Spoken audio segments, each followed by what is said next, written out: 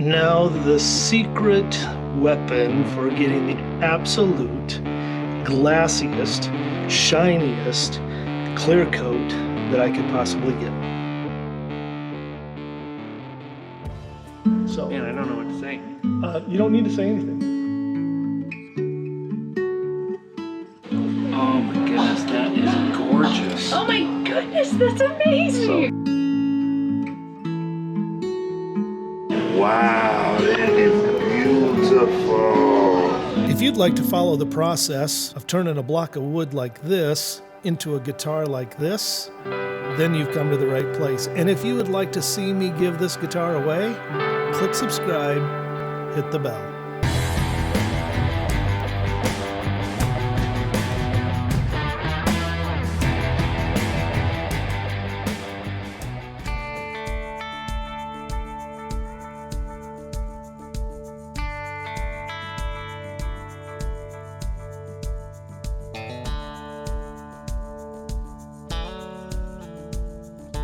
This is the front of the guitar after the turbo cut was used. I still need to do the back.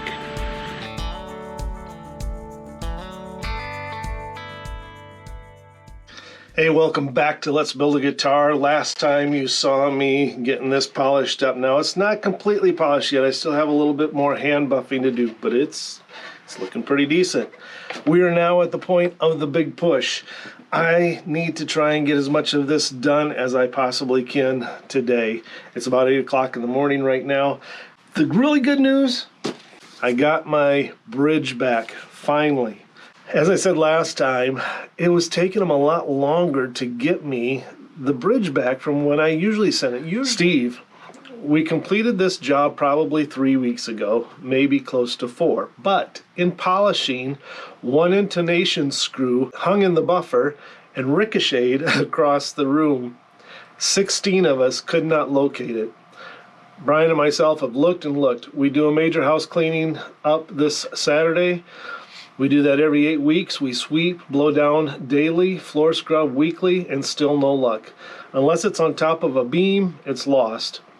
Jeremy found a complete bridge on eBay for $300. We can't find a replacement screws or screws anywhere that are a match. Well, I know. That's the problem, is that it's hard to find any pieces or parts for this thing. Everything was so proprietary, and I think that's one of the reasons why they quit making those, was because they were so specific. There was like no swapping anything out. Do you happen to have any spare parts, screws? We pride ourselves on our ability to handle these small parts inventory. It's obvious we have not found a replacement screw. If you do not have one, we will buy the eBay bridge, or if you have a source for this bridge, we'll buy through your source. Sometimes this happens, but we're dedicated to replacement. Sorry it's taking so long. So can I just say, advanced plating, thank you for being honest. President Steve, appreciate that. We all make mistakes. And I said to them, I was like, you know, if I've never made a mistake, maybe I could throw stones, but I make mistakes. So have grace for one another with it. Now, I do wish that they could have told me this 4 weeks earlier. I asked them if they could ship it really quick, and they did. They overnighted it to me. So what I'm going to do is I'm going to take one of the screws out of a bridge that I have, in a chrome bridge on one of my guitars. I'll use that for now. I'll see if I can get some spare screws. I'll send them some, get them gold plated, and then we'll send one off to Woody to have it swapped out. So advanced plating, if you're watching this, I do wish you would have called me earlier, let me know earlier, because that could have saved me a lot of headache. All right, that's right. These are a very different screw. So this is what comes out of the one that I've got right now.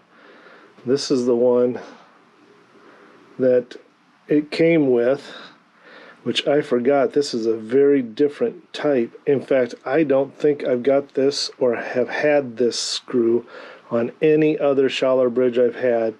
The way this one works, it doesn't have a slot in the top. It's kind of this bigger head, and then it's got these round circles that you put like an Allen wrench through, and that's what you use to tighten it.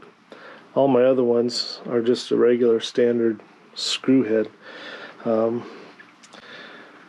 So perhaps what I'll do, I might do 2, 2, and then 2 to just make it balanced for now. And I can hang on to this one try and find another screw like this, get it gold plated, and then get both of these to Woody. These are what are threaded. Now you do want to make sure there are different size grooves for your different size strings, so make sure you get those in the right place. But when I get these back from having them plated, this back place, there's a part on the top of this screw that is not threaded, that is just meant to kind of go into this hole here and anchor it in.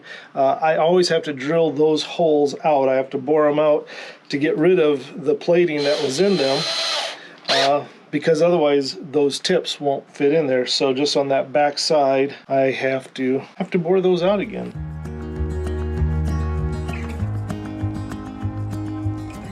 And then on these bridge saddles, there is a flat side and a round side. The flat side goes up towards the front. Then we can just put this in here, give it a turn. And then what's different about these is that, let's see, push that in a little bit. You use an Allen wrench, and then we put one of the little tiny E-clips in there. So that's what these are. These are an E-clip. It's hard to see. I'm sure you can't even see it on the camera. Just have to do that. Repeat it here. I'm going to clean up this edge now by running this drill bit backwards. If you're wondering how to run it backwards, I just take the belt here and I give it a twist, and then it'll run this backwards. And so I go up from where it would normally be. I go up with it, and then just give it that twist, flip it, and then this will run backwards. See? Now the reason why I'm doing it this way is I don't want to pull any of this up. I just want to smooth it down, so I'm doing it backwards.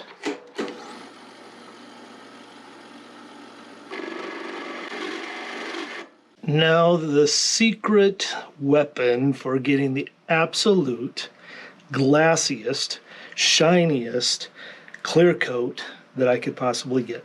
The trick is going to be this, and it's Migolori. It is Migolori ceramic coating. If you've heard of ceramic coating on cars, as of yet it's becoming more popular.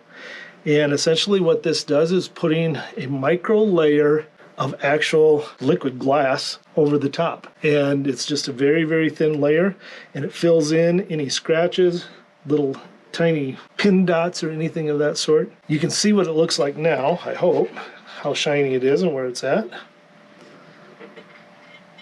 So the question is, can we make it even better? To apply, they include this little chamois type sponge.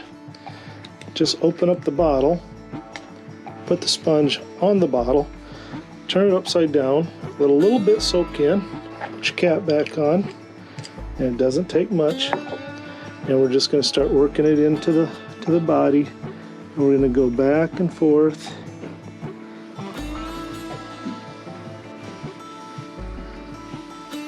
Just a small little area. Sound like a goose there.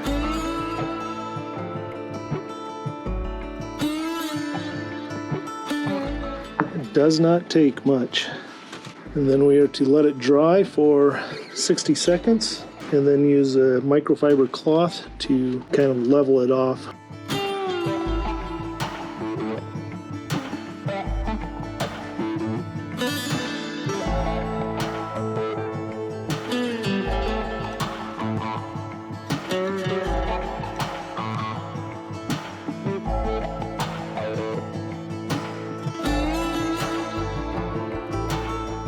Well, sometimes the craziest problems pop up. As you may remember, if you've been watching for a while, I put on this Zero-Cote headstock laminate, which of course thickened it up just a little bit.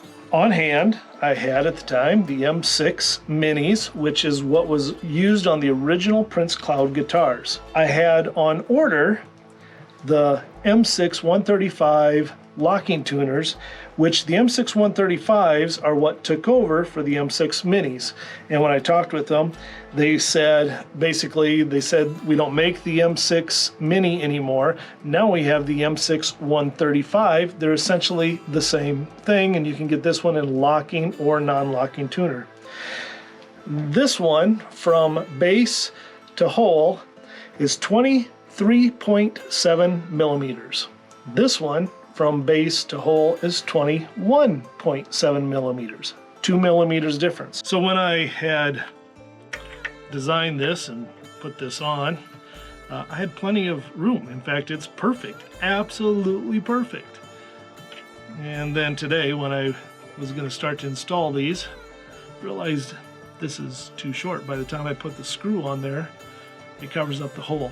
Challenges aren't without solutions. So solutions are, one, we can go with this, but Woody wanted the locking nut. So I'm assuming that he wants the locking tuner on there, which then, if that's the case, I will need to countersink our washer in order to give it the space that we need for it to be used. And this is a 9/16 inch round, so I need to get a bit that will be 9/16 inch round. I've got a 9/16 bit, but it's this long and I don't have enough. I got to be able to make this flat underneath my drill bit so that it's perpendicular, because you can't have it at an angle, right? I'm gonna go get a Forstner bit that's that size. If that's what he decides he wants to do, then I will countersink those. The scary part is chip out. I guess worst case scenario would end up me sanding this down. I got it all shiny like that, and now I'm going to be taking 80 grit sandpaper to it on an orbital sander, sanding that off. Not the way I wanted things to go, but I will do it and it will be okay. The one good news is that we've got a street again. Hey, this is what our street looked like last week. This is what was going on, but now this is today. Poured this concrete with this big old machine, and it actually only took them a few hours to do all of this. It's crazy what they can do.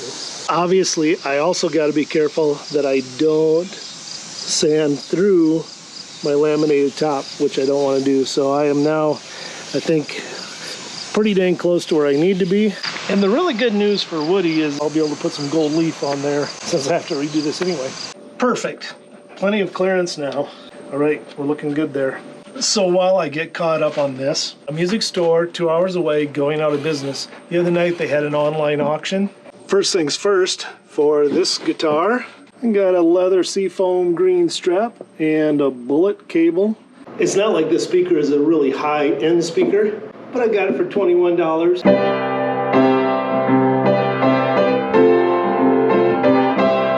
Got it for $200. Broken stand-up bass, which I can fix, $30. Another upright bass with beautiful wood. This one's in better shape, but still broken. But still, for what I paid for it, the wood is worth it. I got a couple cases. This case, $14. And then finally, not one, not two, but 3 Hannah Montana pocket amplifiers.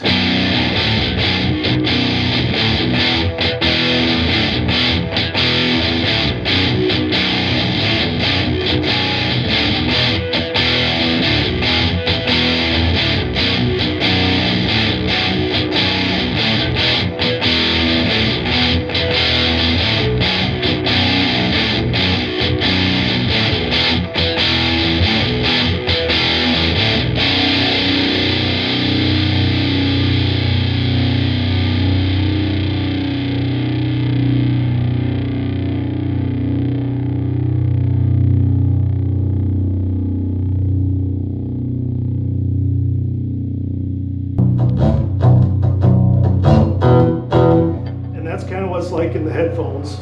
Of course, it's going through bigger speakers now. But then you've got a distortion on here.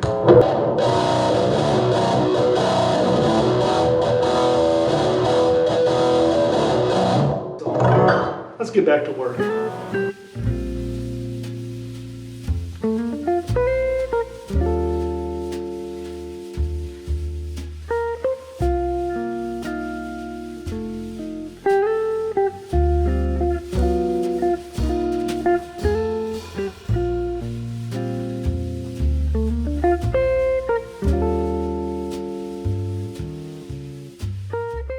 We were going to go with the white pickup here, and then after I put in the black one, I kind of liked it, so I showed Woody, and he said, yeah, let's do the black. So We can go with that black pickup in there. There's a protective plastic over this. That's why it looks all kind of funky and bubbly. So if I peel that off, it's nice and gold and no marks on it, but that's the deal there.